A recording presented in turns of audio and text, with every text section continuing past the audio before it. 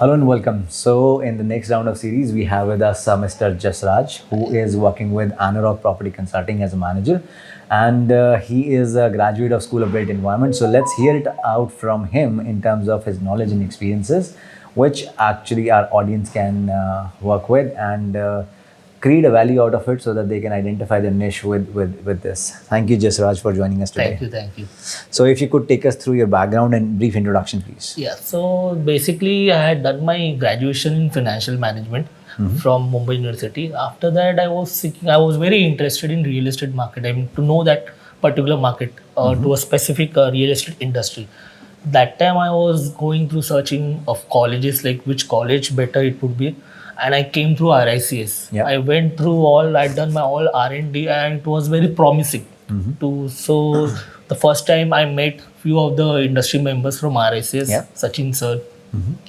So he had shown us an overview, like how we can build up through these modules, through this course, how we can build up a personal branding network. Right. And how you can use that particular learnings from your course in your future employment. Agree, yeah. So that is how I got into RICS. We were the first batch and we got a lot of exposure towards industry leaders. They were all major of the faculty were industry led. Right. So we were learning all the live projects. We were visiting projects which are live. We were working on the projects which were live. There were industry faculty from outside India, like Piyush sir, Dr. Anil Swane. Right. So we were getting international experience. We were learning on a live project like Magarpatta at that time, which was a huge project through Anil Swane sir. So that was very good experience, and from there we have taken all this quality when I was getting employed. From there I got the campus placement in License Forest Realty Research Firm. Okay. So I was working valuation and consulting over there. So all these qualities I implemented in my next company which I was working, Right. like stakeholders management. It's very important when while doing your course. Stakeholders management is just like theory, but when you Agreed. enter the company, you know how actually you have to deal with the clients, how you have to manage those clients. Practically engaging in that kind of scenario, building those relationships, And how approach we have to make to any particular study or any particular mandate. Right. So that all learnings what I've learned in my RICS and which I implemented in my future company.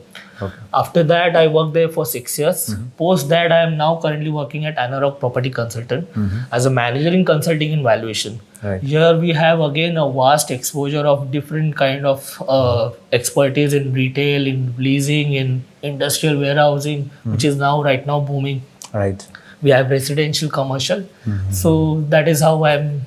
A lot of areas to ground to cover there, and you talked about a couple of areas: project management, valuation, and I see that you have found your niche in the valuation kind of pathway. Yeah. And in that kind of space, could you take us through a ride in terms of what exactly is to be done in the valuation? And you within the valuation, there are the gamut of areas that you talked about. The commercial, leasing, housing. Within the housing, there is a luxury, and other spaces. Take us through a journey in terms of what all types of work is there, so that our audience can understand where do I fit in. Do I need to be, and if I aim to be a valuer, what all are my options? And do I fit in basis the skills, basis the work style? Yeah. So I'll give you one example. There was a valuation of a land parcel on Mumbai outskirts. It's in Alibag. It was around 100 acres, and we wanted to value as a project. It's a bare land. That market is known as a second home market. Now, to come up with 100 acres, you have to first look at all the asset classes. Right. So first you have to look at what are my residential asset class, industrial, commercial, retail, warehousing, convention centers, all the asset we have to explore. Right. So basically in all this asset class, first thing you have to know is the demand. Demand on that particular asset class. If it is viable or not. If it is viable, okay, yes, I'll come up with that asset.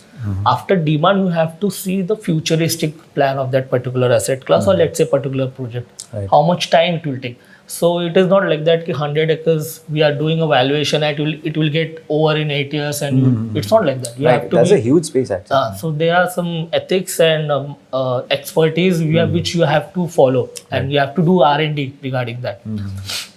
So going ahead of that, then you have to do a right approach in terms of comparables. Whenever you do your comparables regarding residential or whichever asset class, it should be a proper apple to apple comparison. So that is one thing you have to keep in mind. Right. If your comparable is not reasonable, then your valuation is totally wrong. After that, coming after demand and then your phasing part is over, then you have to see, is this project viable for a particular valuation. Right. Then you have to see the horizon. Based on that, the value which has occurred, arrived, is feasible for the bankers or the lenders or for the client or the developers to do that particular project.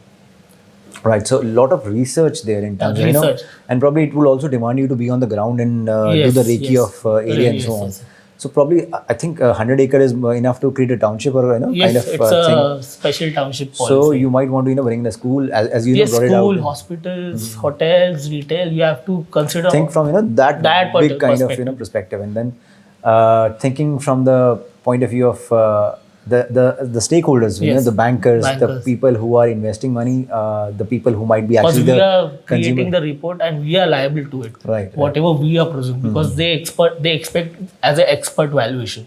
So they expect something from us. Right. So even in residential, if I say in that particular market, Alibag, so I didn't recommend to come up with apartments and sell it. That particular right now the market demands luxury homes. Right. Come So up- high rise might not work that way. no, not right now. Not in these 5 years. Come up with some luxury residential villa. Later on, you can see the vision Right. So- As per the demand. as per the demand. Got it.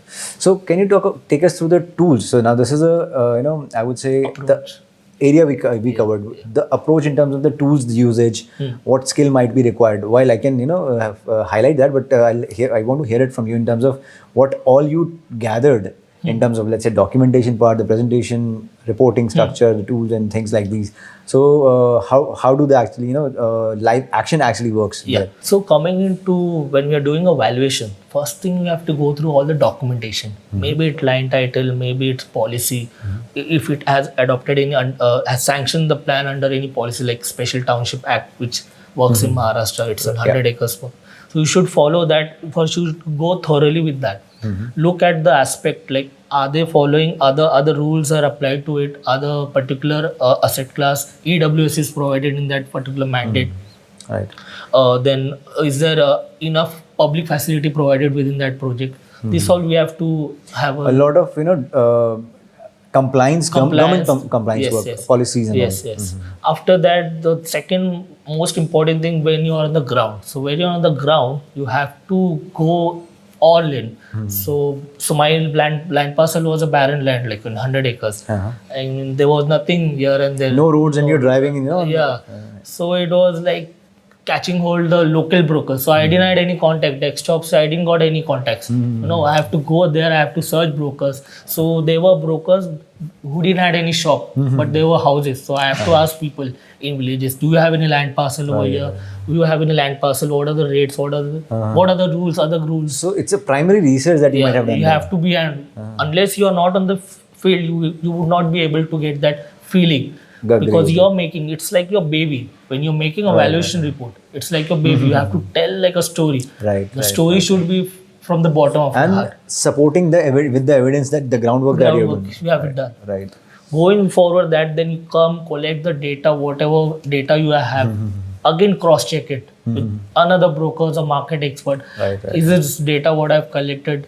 Is it in line with the market? What do you think in this particular market? Okay, yes. Then I start making reports. So whenever you're making report, it should be a flow. So first you give a background of the regional context.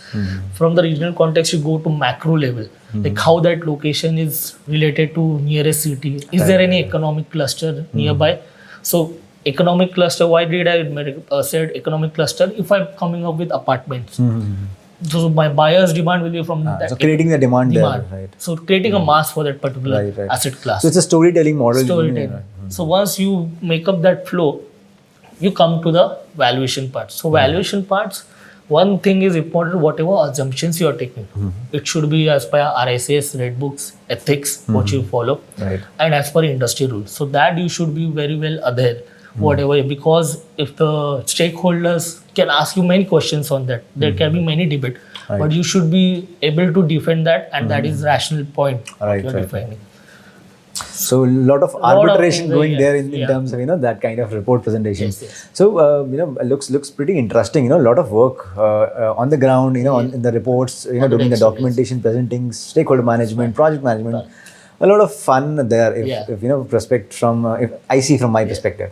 Now when we are there, when everything is done, I see that there has to be a mechanism to be able to prove that this person. So there could be two people doing the same work, but who does the work best? Again, MRICS as a qualification is the one Yes. wherein they certify that the person is qualified and eligible to be doing it. And I'm sure and I see that you are already on path. Yeah, Your I'm paths already on path. to sit in the APC and be an MRICS. Our best wishes are there with you. Thank So take us through the journey of why do you see how do you see a value in MRICS? Why do you see it will work for you? And how do you see it yielding results for you in future when you are an MRICS? Okay, so I am just in my pathway. So I just wanted to tell the youngsters who are passing out from RICS one thing, that once you are done with your course and once you are into your job, please adhere to RICS membership.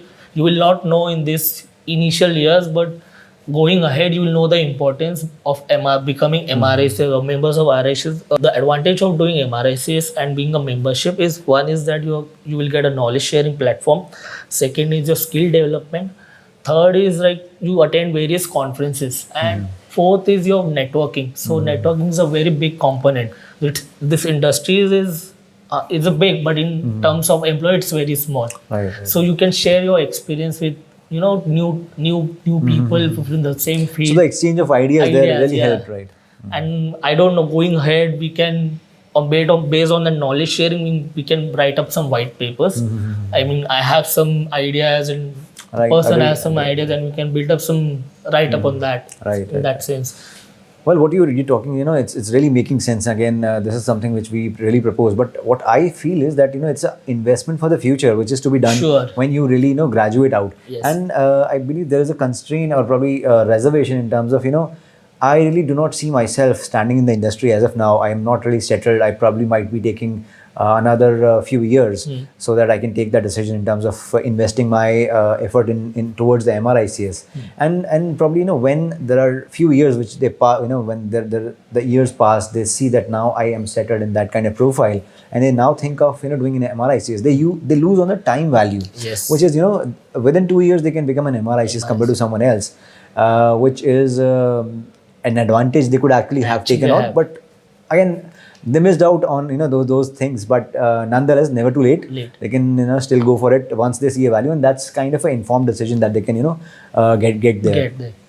So with the qualification and the community that we have developed, how or probably do you see that if the community come together, you can create mutually winning situations with each other? And how do you see you were talking one of the examples in terms of creating those white papers or learning. Yeah. So can you take us through more in terms of your ideas of when the community comes together in terms of networking, what all you think they can contribute in specific ways? So it's always a win-win situation wherever there is a knowledge sharing or learning in any field.